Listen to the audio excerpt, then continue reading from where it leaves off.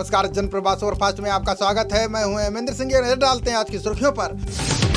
रक्षा मंत्री राजनाथ सिंह ने गुजरात कार्यकारिणी की बैठक को क्या संबोधित, बोले मोदी सरकार में घाटी को छोड़कर नहीं हुआ कोई बड़ा हमला। CII के 16वें शिखर सम्मेलन को कृषि मंत्री ने किया संबोधित, बोले कृषि क्षेत्र की चुनौतियों से निपटने को लेकर गंभीर है मोदी सरकार। लोकसभा अध्यक्ष ओम बिरला ने सांसदों को दी गरिमा बनाए रखने की नसीहत, बोले हम संसद में हेडमास्टर की तरह नहीं करना चाहते व्यवहार। विदेश सचिव हर्षवर्धन श्रृंगला ने एंटनी ब्लिंकन से की मुलाकात, द्विपक्षीय संबंधों और अफगानिस्तान के हालात पर हुई चर्चा। सितंबर के अंत में होगी भारत और अमेरिका के बीच 2+2 वार्ता, संयुक्त सचिव स्तर की बैठक में द्विपक्षीय एवं क्षेत्रीय मुद्दों पर हुई चर्चा। अफगानिस्तान की नई सरकार में मुल्ला अखुंदजादा होंगे सर्वोच्च नेता, तालिबान ने की गवर्नरों और पुलिस कमांडरों की नियुक्ति। अफगानिस्तान में आज जुमे की नमाज के बाद होगा बड़ा ऐलान, कंधार से चलाया जाएगा नई सरकार का राजकाज। नई सरकार बनने से पहले तालिबान के प्रवक्ता का बड़ा बयान, कहा हमें कश्मीर के मुसलमानों के लिए आवाज उठाने का हक। तालिबान से नहीं बनी बात तो भारत पाक के बीच बढ़ेगा तनाव, सार्क सम्मेलन में अफगानिस्तान को बुलाने की तैयारी में पाक। तालिबान का उपयोग भारत के खिलाफ करना चाहता है पाकिस्तान, नई सरकार को मान्यता देने के सवाल पर भारत सरकार में मंथन जारी। अफगानिस्तान में तालिबान राज के बाद भुखमरी के बनने लगे हालात, वर्ल्ड फूड प्रोग्राम के पास मौजूद भंडार इसी महीने हो जाएगा खत्म। 5 साल से कम उम्र के आधे बच्चे हो सकते हैं अत्यंत कुपोषित, 1/3 वयस्क आबादी को नहीं नसीब होगा पर्याप्त खाना। मौलाना आजाद मेडिकल कॉलेज छात्रावास की बढ़ाई जाएगी क्षमता, दिल्ली सरकार जल्द ही इसके लिए धन करेगी आवंटित। ईडी ने HDIL समूह के 233 करोड़ के शेयर किया अटैच, PMC बैंक घोटाले से जुड़े मामलों में की कार्रवाई। असम में AIUDF के साथ गठबंधन तोड़ेगी कांग्रेस पार्टी, असम प्रभारी भंवर जितेंद्र सिंह से मिलेंगे प्रदेश प्रमुख भूपेन बोरा। मनी लॉन्ड्रिंग मामले में RJD सांसद की 13 करोड़ की FDI जब्त, प्रवर्तन निदेशालय ने अमरेंद्र को जून में किया था गिरफ्तार।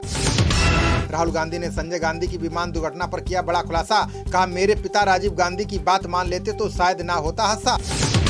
प्रशांत किशोर ने यूपी समेत अन्य राज्यों के चुनाव से किया किनारा, अगले साल मार्च से पहले नहीं लेंगे कोई असाइनमेंट। WHO ने कोरोना वायरस के नए वेरिएंट म्यू पर जताई चिंता, का अभी टला नहीं है खतरा, इस पर बेअसर हो सकता है टीका। देश में बीते 24 घंटे में कोरोना के आए 45,392 नए मामले, इस दौरान 366 संक्रमितों की चली गई जान। कोरोना से अब तक 4,39,895 लोगों की जा चुकी है जान। देश में पिछले 24 घंटे में 74,84,333 लोगों को लगा टीका। मुनव्वर राणा की गिरफ्तारी पर रोक से हाईकोर्ट ने किया इनकार, प्राथमिकी को चुनौती देने वाली याचिका की खारिज। अमेरिका के न्यूयॉर्क और न्यू जर्सी में समुद्री तूफान इडा का कहर, अब तक 40 से अधिक लोग हताहत, आपातकाल की घोषणा। अबू धाबी की यात्रा पर जाने वालों के लिए बड़ी खुशखबरी, दोनों डोज लगा चुके मुसाफिरों को नहीं होना होगा क्वारंटीन। दिल्ली के अस्पतालों में फंगस रोगी लड़ रहे हैं जिंदगी की जंग, अध्ययन में मधुमेह और स्टेरॉयड को बताया मुख्य कारण। आज से शुरू होगा झारखंड विधानसभा का मानसून सत्र, भाजपा ने रोजगार समेत अन्य मुद्दों पर सरकार को घेरने की बनाई रणनीति। केंद्र सरकार ने ग्राम पंचायतों को संपत्ति के मौद्रीकरण का दिया सुझाव, का आत्मनिर्भर बनने के लिए संपत्ति को पट्टे पर देने का है प्रावधान। हरियाणा में 16 IPS अधिकारियों के तबादले, DGP PK अग्रवाल को पुलिस आवास निगम का मिला अतिरिक्त प्रभार। राजधानी दिल्ली में बन चुकी है कोरोना की हर्ड इम्यूनिटी, पिछले 45 दिन से 100 से कम बने हुए हैं दैनिक मामले। विशेषज्ञों का दावा, दिल्ली की 90% आबादी हो चुकी है संक्रमित, जबकि 80% लोगों को लग चुकी है वैक्सीन की पहली खुराक। गुजरात भाजपा अध्यक्ष CR पाटिल ने कांग्रेस को बताया फर्जी धर्मनिरपेक्ष, बोले धारा 370 का विरोध कर कांग्रेस ने बयां कर दी अपनी सच्चाई। टीकाकरण प्रमाण पत्रों की मान्यता पर तेजी से काम करेंगे भारत और ब्रिटेन, लोगों के आवागमन में होगी आसानी, आर्थिक सुधार में मिलेगी मदद। तमिलनाडु विधानसभा में जाली संपत्ति दस्तावेज संबंधी विधेयक पारित, संपत्तियों के पंजीकरण में रुकेगी धोखाधड़ी और जालसाजी। अपमानजनक भाषा के प्रयोग पर लगाम लगाएगी ट्विटर, विवादास्पद तथ्यों को रोकने के लिए सेफ्टी मोड का किया परीक्षण। केंद्रीय मंत्री डॉक्टर जितेंद्र सिंह ने नई तकनीकी के परीक्षणों पर दिया जोर, बोले अगले 25 वर्षों में विज्ञान ही तय करेगा विकास की रूपरेखा। 5 सितंबर से यूपी भाजपा आयोजित करेगी प्रबुद्ध वर्ग सम्मेलन, कार्यक्रम को CM योगी समेत कई केंद्रीय मंत्री करेंगे संबोधित। केंद्रीय मंत्री VK सिंह ने गाजियाबाद में कई बेघरों को सौंपी घरों की चाबी, बोले गरीब को घर के साथ बिजली और गैस कनेक्शन दे रही है सरकार। त्रिपुरा विधानसभा अध्यक्ष रेवती मोहन दास ने पद से दिया इस्तीफा, भाजपा की प्रदेश इकाई ने उपाध्यक्ष के रूप में किया नियुक्त। सुपरटेक मामले में नोएडा प्राधिकरण के योजना प्रबंधक निलंबित, गड़बड़ियों की जांच कर 1 हफ्ते में रिपोर्ट सौंपेगी SIT।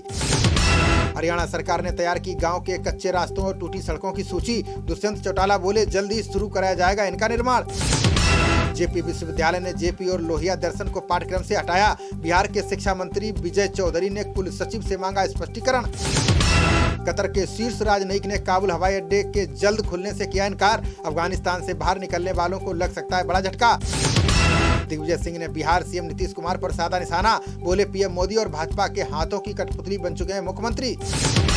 केरल में बढ़ते असंतोष को देखते हुए राहुल गांधी ने संभाली कमान। अनुशासन का उल्लंघन करने वाले नेताओं को जारी किया नोटिस। ओम प्रकाश चौटाला ने जल्द तीसरे मोर्चे के गठन का किया दावा। बोले देश की जनता भाजपा सरकार से हो चुकी है परेशान। आपदा प्रभावित गांवों में पुनर्वास के लिए आंदोलन करेगा उत्तराखंड क्रांति दल। कांग्रेस और भाजपा की सरकारों पर लगाया लोगों की अनदेखी का आरोप। केंद्र सरकार ने कोरोना के कारण फंसे विदेशियों को दी राहत। 30 सितंबर तक बढ़ाई गई सभी विदेशी नागरिकों की वीजा की अवधि। चौथे टेस्ट की पहली पारी में भारतीय टीम 191 रन पर ऑल आउट। शार्दुल ठाकुर और कप्तान विराट कोहली ने खेली अर्धशतकीय पारी। शार्दुल ठाकुर और जसप्रीत बुमराह ने कराई टीम इंडिया की वापसी। 53 रन के स्कोर पर इंग्लैंड के 3 खिलाड़ियों को किया आउट। टोक्यो पैरा ओलंपिक में एथलीट प्रवीण कुमार ने रचा इतिहास। पुरुषों की ऊंची कूद T64 स्पर्धा में जीता रजत पदक। खबरों का सिलसिला जारी रहेगा। देखते रहिए जनप्रवाद। नमस्कार।